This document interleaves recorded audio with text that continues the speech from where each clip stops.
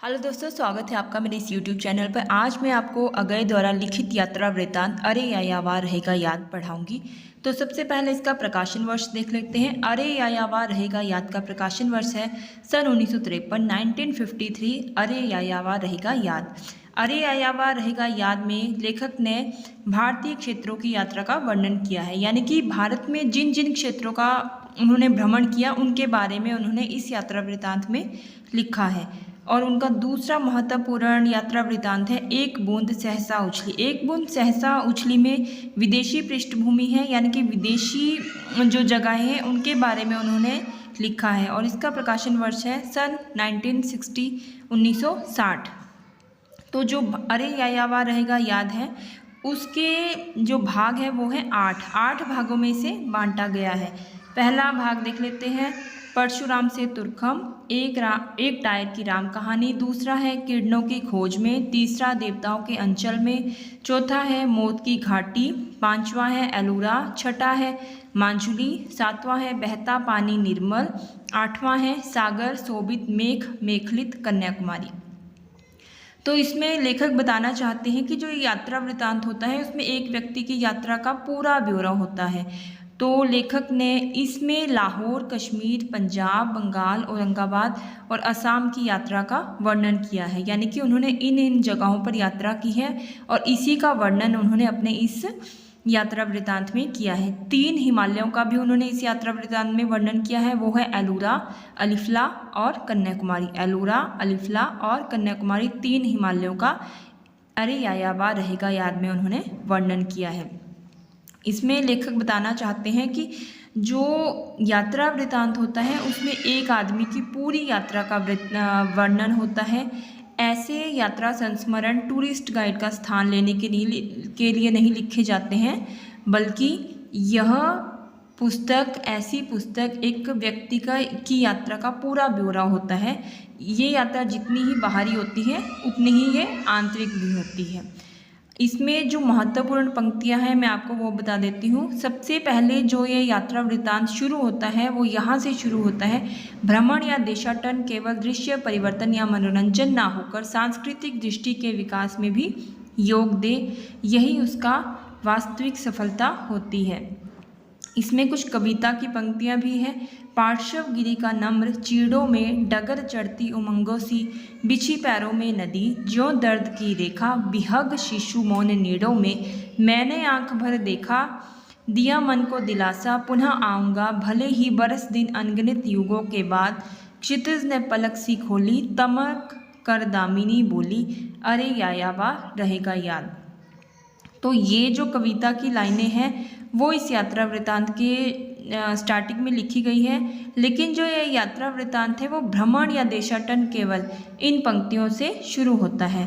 तो इस यात्रा वृत्तांत में लेखक ने कौन कौन सी जगहों का वर्णन किया है वो मैंने आपको बताया, और इसमें कितने हिमालयों का वर्णन किया है वो भी मैंने आपको इसमें बताया। तो लेखक ने इसमें टूरिस्ट गाइड का क्या स्थान है और टूरिस्ट गाइड के सहारे अनेक व्यक्ति केवल एक ही यात्रा कर सकते हैं, इसमें लेखक ने बहुत इंपॉर्टेंट बात बताई है। और यात्रा संस्मरण के सहारे की गई प्रत्येक पाई की यात्रा भी उतनी ही स्पेशल होती है जितनी लेखक की यात्रा होती है। यदि आप इसे पढ़ते हैं तो ये आपके लिए एक टूरिस्ट गाइड की तरह काम करेगा, और ये ही इस यात्रा वृत्तांत की रोचकता का आधार है। आगे कवि लिखते हैं, आगे लेखक की बहुत इंपॉर्टेंट पंक्तियां हैं। स्वयं सुंदर ना होकर भी मैं संसार के अखिल सौंदर्य की नींव हूँ, क्योंकि मैं संस्कृति की नींव हूँ। संस्कृति और सभ्यता के विकास में अग्नि के अवतरण के बाद जो दूसरी पीढ़ी मानव प्राणी चढ़ा वह मैं हूँ, या यूँ कह लीजिए कि देवताओं के समुद्र मंथन से जैसे सर्वश्रेष्ठ उपलब्धि अग्नि की हुई, उसी प्रकार मानव मनरूपी महासागर के मंथन से श्रेष्ठ नवनीत प्राप्त हुआ, वह है चक्राकार की उद्भावना। आगे लेखक लिखते हैं, नई दिल्ली सबकी वह भाभी जो कि गरीब की जोरू नहीं है, जिसकी मुस्कान की अपेक्षा सबको है लेकिन जिससे ठठोली करने की हिम्मत किसी की नहीं है। आगे बहुत इंपॉर्टेंट पंक्तियां हैं। विश्वमय है परिवर्तन तुम्हारी ही विधि पर विश्वास, हमारा चिर आश्वास। आगे कवि लिखते हैं, भारत के नगरों की अपनी अपनी विशेषताएं हैं, तो किसी भी शहर की कोई एक विशेषण से नहीं बांध लिया जा सकता, प्रत्येक में विविधता है। ये तो जायज़ सी बात है कि हर एक जो स्टेट है या कंट्री है सबकी अपनी अपनी विशेषताएं होगी, सब में अलग अलग होगा। जोधपुर अलग होगा, हिमाचल अलग होगा, पंजाब अलग होगा, सबकी अपनी अपनी विशेषताएं हैं। जहाँ सब कुछ कंटीला है वहाँ देह भर भी कंटकित क्यों ना हो। यहाँ इतना ही कहूँ कि राइवर हैगर्ड के उपन्यास की भविष्यवाणी death will come to him swiftly of the water सच ना हुई। मृत्यु न आई, केवल उसकी संभावना की वह उत्तेजना आई जो नीरे अस्तित्व में स्फूर्ति उत्पन्न करके उसे जीवन बनाती है। आगे इसमें लेखक लिखते हैं, और आप सच मानिए जीने की कला सबसे पहले एक स्थान से दूसरे स्थान पर जाने की है। यात्रा के बहुत सारे तरीके होते हैं। एक तो आप सोच विचार कर निश्चय कर लीजिए कि आपने कहाँ जाना है, कब जाना है, और होगा भी यही कि आप जहाँ पर आपने निश्चय किया है आप वहीं पर जा रहे हो, क्योंकि आपने पहले से ही वहाँ के लिए सब कुछ डिसाइड कर लिया है, तो आप वहीं पर जा रहे हो, वहीं का आप होटल बुक करवा रहे हो, वहाँ पर ही आप लास्ट तक वहाँ पर ही पहुँचते हैं। लेकिन दूसरा तरीका है कि आप जाने के लिए कहीं सोच रहे हो और मौसम के बदलने के कारण आप कहीं पहुँच जाते हो। आगे कवि लिखते हैं कि मुझे बचपन से नक्शे देखने का बहुत शौक़ है। आप समझेंगे कि भूगोल विज्ञान की तरफ प्रवृत्ति होगी, नहीं, वो बात नहीं है। असल बात तो यह है कि नक्शों के सहारे दूर दुनिया की सैर का मज़ा लिया जा सकता है। लेखक बोलते हैं कि मुझे बचपन से ही नक्शे देखने का शौक़ है और नक्शों से ही मैंने बहुत सारी दुनिया को घूम लिया है। नक्शे में अभी देखता हूँ, वास्तविक जीवन में जितनी यात्राएं स्थूल पैरों से करता हूँ उससे ज़्यादा मैं कल्पना के चरणों से करता हूँ। लोग कहते हैं कि मैंने अपने जीवन का कुछ नहीं बनाया, मगर मैं बहुत खुश हूँ।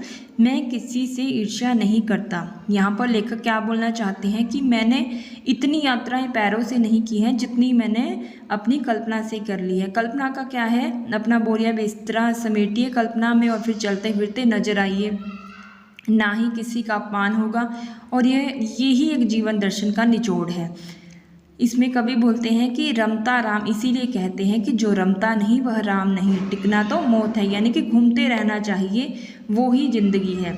आगे कवि कहते हैं कि मैं जानता हूँ कि औचित्य विचार से क्रम उल्टा होना चाहिए, संस्कृति परंपरा से उठते हुए आस्था तक जाना चाहिए, पर उतरते हुए आने का कारण भी स्पष्ट है।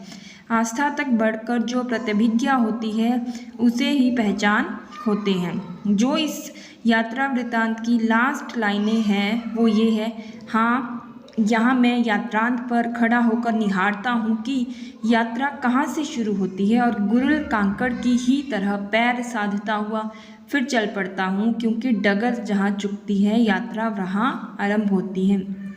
लेखक बताना चाहते हैं कि जिस स्थान पर यात्रा आपकी ख़त्म हो रही है यात्रा तो फिर वहाँ से शुरू हो जाती है। यानी कि यदि आप यात्रा को प्रेम करते हैं या घूमने की जगहों पर जाना चाहते हैं तो आपकी यात्रा कभी ख़त्म नहीं हो सकती।